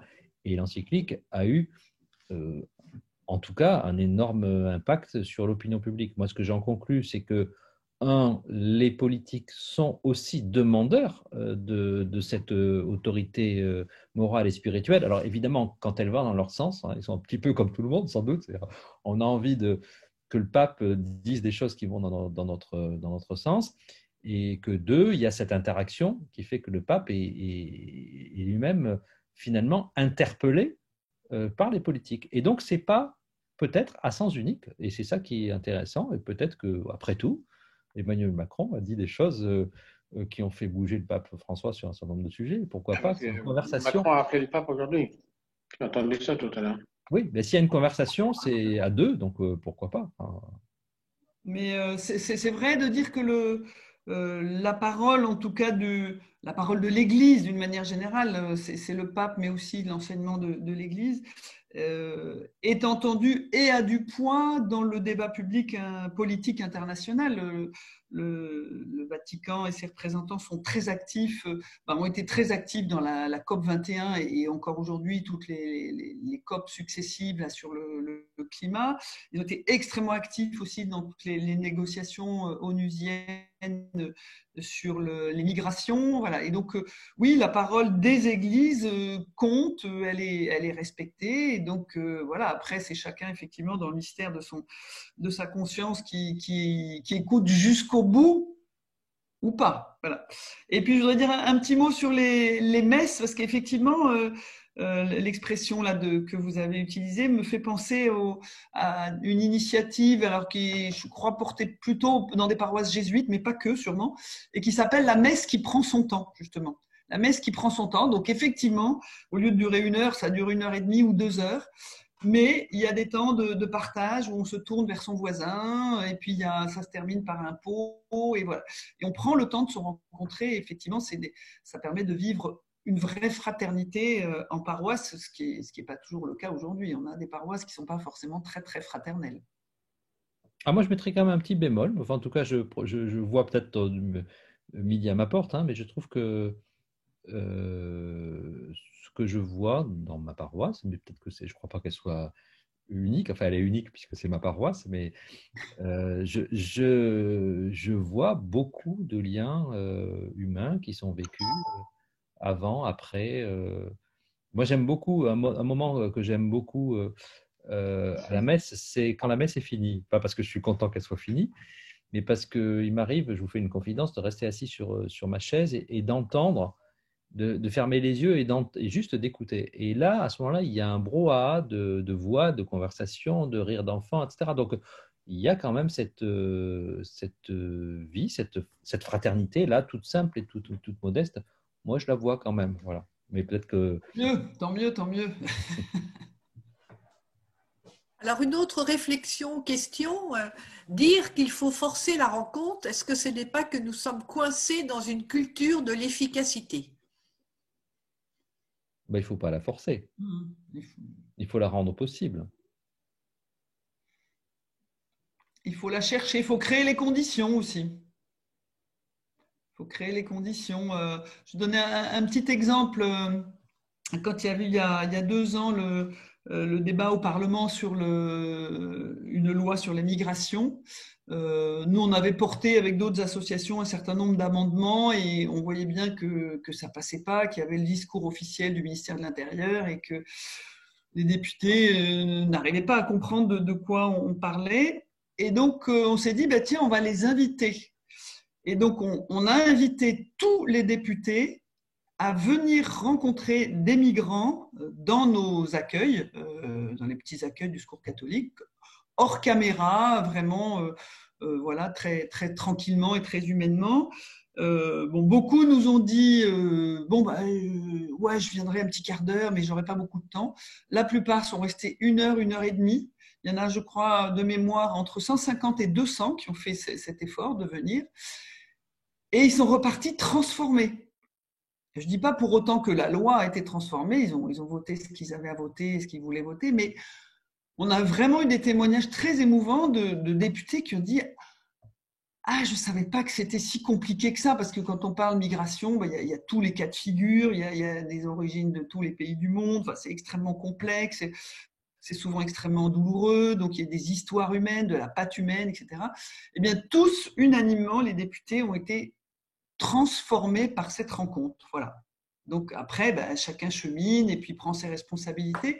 Mais voilà, quand on crée les conditions de cette rencontre, quand on rend possible des rencontres qui normalement n'auraient jamais dû se faire, on a toujours des surprises, on a toujours des cœurs qui s'ouvrent, des gens qui voient le monde autrement. Et moi, je peux en témoigner d'ailleurs à titre personnel. Toutes les rencontres que j'ai faites au Secours catholique avec des migrants, avec des personnes en grande difficulté, ça a changé mon regard sur le monde. Je ne peux pas le dire autrement. Ça a profondément changé mon regard sur le monde. Voilà. Donc, il faut essayer d'avoir de l'imagination pour créer ces rencontres improbables, mais toujours fructueuses. Après, on ne va pas se mentir. La rencontre, moi, c'est peut-être une inquiétude que je vous partage aussi, c'est qu'effectivement, la situation qu'on vit actuellement fait que d'une part, on est obligé de vous rencontrer ce soir sur Zoom, ce qui est évidemment beaucoup moins agréable que si on avait eu le plaisir de vous avoir avec nous dans une salle, et que peut-être on s'enferme justement de plus en plus facilement dans cette zone de confort qui nous permet de rencontrer le monde entier sans bouger de chez nous. Et je crois tendance qui est observée d'ailleurs par beaucoup même de psychiatres qui décrivent en fait ce désir au fond qu'expriment de plus en plus de leurs patients de ne plus jamais quitter vraiment le cocon dans lequel ils se sont enfermés. Et effectivement, peut-être que le défi de la rencontre se posera avec d'autant plus d'acuité au lendemain de cette crise, puisque justement, même on a vu aussi dans nos paroisses, on parle de l'accueil dans les paroisses, mais à partir du moment où on s'est rendu compte qu'on pouvait suivre la messe depuis son canapé, quand les églises ont rouvert, elles n'étaient plus aussi fréquentées qu'avant la crise. Et ça, je crois que beaucoup de prêtres s'en sont rendus compte. Donc effectivement, peut-être que la rencontre sera un des défis aussi principaux à relever dès le lendemain de cette crise. Est-ce que vous me permettez une petite remarque aussi, Paul? Je pense qu'on est quand même ici aux AFC, et je crois que vous êtes quand même c'est vrai, vous êtes quand même sur un terrain qui est un terrain très difficile, qui est assez ingrat. Quand on va parler aujourd'hui un jeune catholique avec son aspiration Laudato Si, il est complètement en phase avec les aspirations de son époque. Et tant mieux pour lui, parce que pour une fois que ça arrive, que ça faisait des générations que les jeunes catholiques n'avaient pas été en phase avec des questions fondamentales de leur époque. Mais c'est vrai que quand vous commencez à arriver sur le terrain de la famille, en disant attention, nous, à ce moment-là, évidemment, la qualité d'écoute qu'on a peut-être rencontrée dans d'autres domaines, peut-être on ne la retrouve pas. Et en même temps, ce que Véronique évoquait sur les migrants, ce n'est pas toujours non plus évident. Donc, voilà. Mais c'est vrai que vous êtes parfois sur un domaine qui est sans doute plus ingrat. Alors, il y a une autre remarque d'une participante qui nous dit que cette encyclique se rapproche beaucoup de la règle de la vie de Saint François, en particulier de la règle 14, où les hommes sont appelés à construire un monde plus fraternel et plus évangélique, et ainsi nos politiques pourraient exercer avec compétence leurs propres responsabilités dans un esprit de service. En effet, on retrouve la règle de Saint François. Alors, une autre personne, je me demande s'il ne faudrait pas plutôt apprendre à vivre avec nos différences plutôt que de rêver d'un horizon moral commun. Ça me semble réaliste. Alors, mais pardon, du coup, je me permets de rebondir là-dessus parce que finalement, vous vous êtes fait d'abord l'avocat d'une position, si ce n'est utopiste, du moins très ambitieuse, qui est de dire que même à notre modeste mesure, on se doit de répondre présent aux grands défis de l'époque, y compris la question quasiment insoluble des migrants ou l'urgence climatique qui fait beaucoup parler, mais enfin qui jusqu'à maintenant n'a pas suscité beaucoup de réponses concrètes et de solutions. Et en même temps, vous nous dites que sur le terrain, plus glissant, plus dangereux, peut-être plus à contre-courant des valeurs morales et de l'universel. Là, pour le coup, vous me dites quasiment qu'il faut déserter la bataille et qu'on attendra demain, voir si les jours sont meilleurs. Là, je ne suis plus, Jean-Pierre Denis. Non, je ne dis pas qu'il faut déserter la bataille, je dis qu'il faut prêcher par l'exemple, ce qui n'est pas la même chose. Je ne dis pas qu'il faut se taire ou qu'il ne faut plus prêcher, je dis qu'il faut prêcher par l'exemple et pas en montant sur un socle, en surplomb de la société, parce que là, ça suscitera soit des ricanements, soit de l'indifférence, soit de l'hostilité. Alors, dans un premier temps, on sera content parce qu'on aura crié très fort, on aura dit ce qu'on avait à dire. Le bilan sera, je crains, un peu faible. Donc, moi, voilà. Donc, la nuance me semble importante. Oui, mais enfin, ça dit quand même, vous avez parlé par exemple tout à l'heure de l'euthanasie. Quelles que soient les études qu'on regarde, la plupart de nos concitoyens n'y voient rien à redire. Je crois que 8 ou 9 Français sur 10, par exemple, s'en satisferaient très bien et soutiennent plutôt ces avancées-là. Donc effectivement, vous vous rendez compte que le discours que vous tenez est tout à fait à contre-courant et ultra minoritaire. Vous pouvez vous contenter de dire que vous n'avez pas débranché votre grand-père, effectivement, si c'est ça prêché par l'exemple, mais votre voix ne portera pas beaucoup si vous vous contentez de cela. C'est-à-dire qu'à un moment ou à un autre, quand même, si cette question vous préoccupe et si vous pensez qu'on est en train de s'égarer collectivement, c'est que vous décidez aussi de porter cette question au-delà de votre simple exemple. Moi, je vais déjà demander une chose, c'est que ma voix ne compte pas moins que celle de n'importe quel autre citoyen. C'est déjà un objectif assez important et sur lequel je ne compte pas transiger et je ne vois pas comment on peut me demander de transiger. Et je le dis parce que depuis quelques semaines, je l'ai bien vu sur les réseaux sociaux, dès qu'on ouvre la bouche sur ce sujet-là, on nous fait rapidement savoir qu'on n'a pas à parler puisque l'on est chrétien. Et ça, c'est juste totalement inacceptable. Et en fait, c'est totalement indéfendable en réalité, puisqu'on est citoyen. Ou alors, il faut dire, retirez-nous le droit de vote. Donc moi, je me camperai sur cette position qui est de dire je suis un citoyen français comme les autres et je suis chrétien, oui, en effet, et je ne voulais pas cacher. C'est à ce titre que je m'exprime et à ce titre, je suis opposé à cette loi. Mais après, que cette loi soit adoptée, évidemment, dépend de rapports de force politiques que je ne maîtrise pas. Alors, pour continuer, il y a quelqu'un qui vous apostrophe, Jean-Pierre Denis.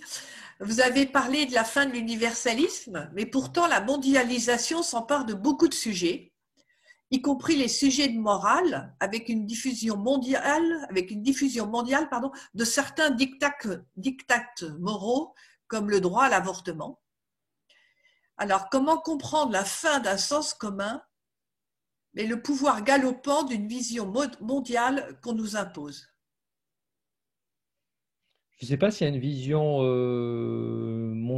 si mondiale que ça sur un certain nombre de sujets. Je ne sais pas ce que pensent beaucoup de gens, beaucoup de peuples. Alors, évidemment, sur la question de l'avortement, certainement qu'il y a une tendance de fond qui est celle qu'on a déjà évoquée, c'est celle de l'individu, en fait. C'est des droits de l'individu.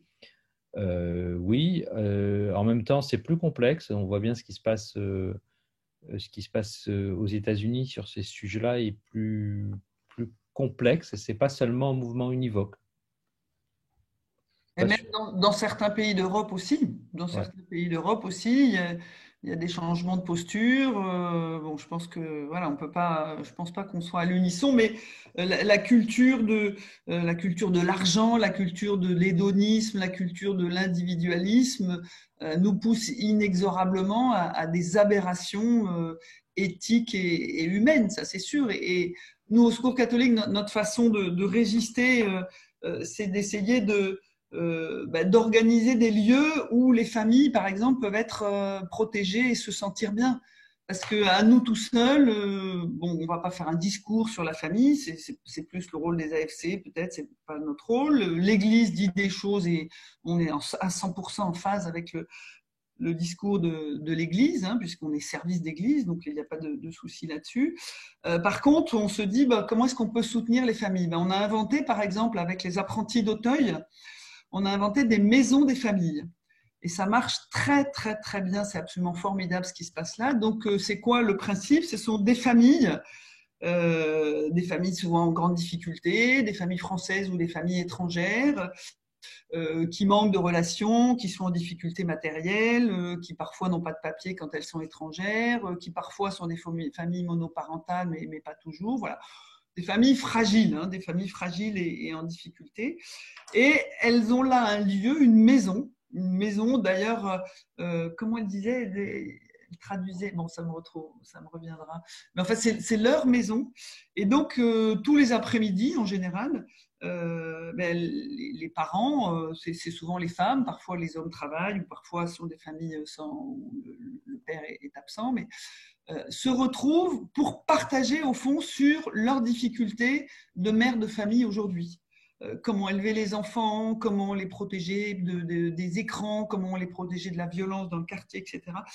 Et c'est entre elles, un peu comme vous le faites dans les AFC, c'est-à-dire c'est pas quelqu'un qui vient vous prêcher la bonne parole, dire comment il faut être un bon parent, c'est quoi nous faire la morale sur la façon de surveiller ses enfants, de les nourrir, à quelle heure il faut les coucher, etc.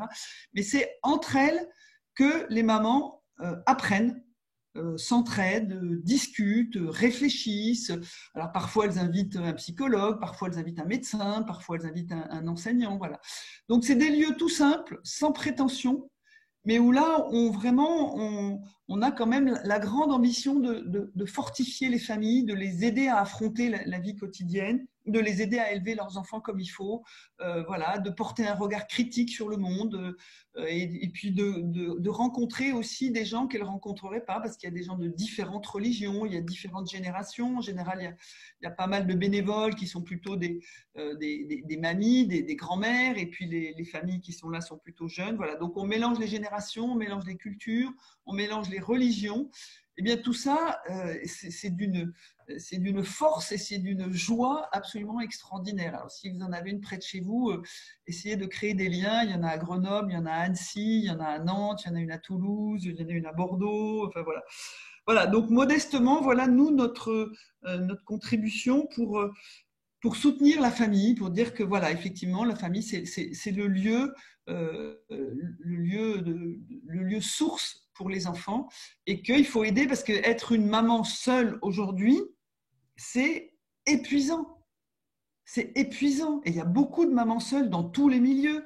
Et malheureusement, et bon, nous, on n'a pas les moyens au Secours catholique d'arrêter ces divorces à répétition, et on serait bien prétentieux de pouvoir faire quoi que ce soit là-dessus. Mais par contre, on voit à quel point les mamans seules sont fatiguées, elles doivent tout faire.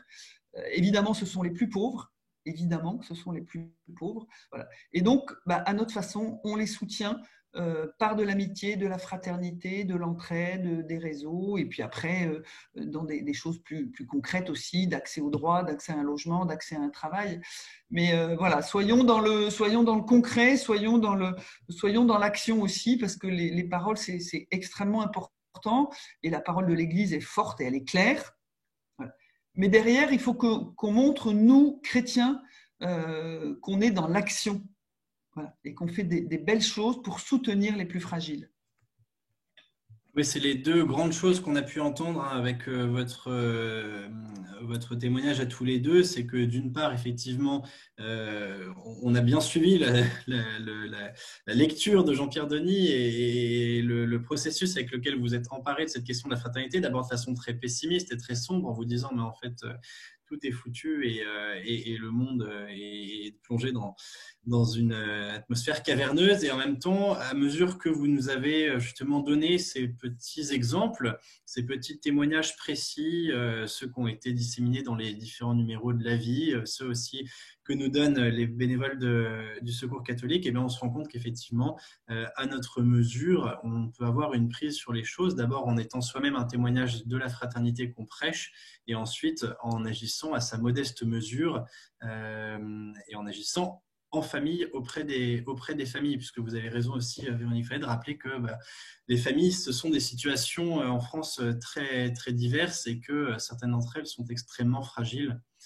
Merci beaucoup à tous les deux, voilà, pour ce témoignage clair, beau et qui, je crois, répond en tous les cas un petit peu à la question qu'on s'était posée dès le début de cette soirée, à savoir où est-ce qu'on est attendu pour vivre la fraternité aujourd'hui, quelle fraternité pour aujourd'hui et quels sont peut-être les chantiers prioritaires ou ceux qui appellent nos efforts de la façon la plus immédiate. Je vous rends le micro, Pascal, ou je ne sais pas s'il y avait encore quelques questions qu'on n'a pas encore eu le temps d'éluder. Je vois que l'heure tourne. Laurence, est-ce qu'il y a d'autres questions? Il y a eu quelques remarques. Quelqu'un trouve triste que le pape François soit tellement critiqué dans notre Église. Elle trouve notre Église trop clivée, dure. Et une autre personne va un petit peu dans ce sens-là en disant qu'avant de parler de relations avec les autres, il semble que la France a un gros défi de fraternité intra-catho. Vous me permettez une toute petite anecdote? Ce sera très brève. Quand j'ai eu l'occasion d'échanger quelques mots avec le pape, je me suis permis de lui dire, vous savez, beaucoup de gens prient pour vous. Et il m'a regardé dans les yeux et il m'a répondu du tac au tac, vous voulez dire beaucoup de gens prient contre moi?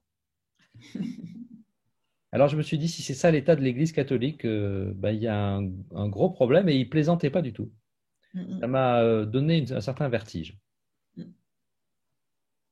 Pardon, il peut y avoir encore une réflexion sur les bons cathos qui s'offusquent quand des divorcés se remarient, alors que la famille monoparentale est très souvent et trop souvent un appauvrissement. Et beaucoup de merci pour cette conférence. Voilà, c'était passionnant. Merci à vous.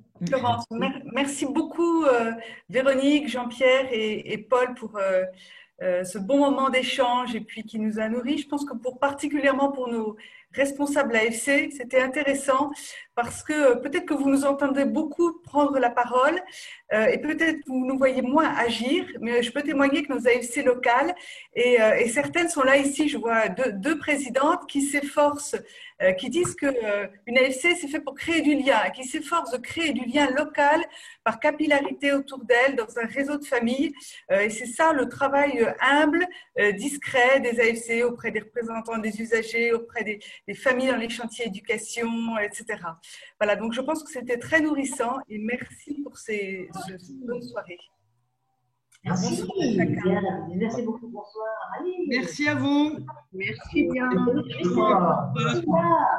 Bonsoir à tous. Merci beaucoup. Merci. Merci beaucoup. Au revoir. Au revoir. Merci. Au revoir. Merci. Bonne soirée. Bonne soirée. Merci beaucoup. Un grand merci. Merci. Merci, au revoir.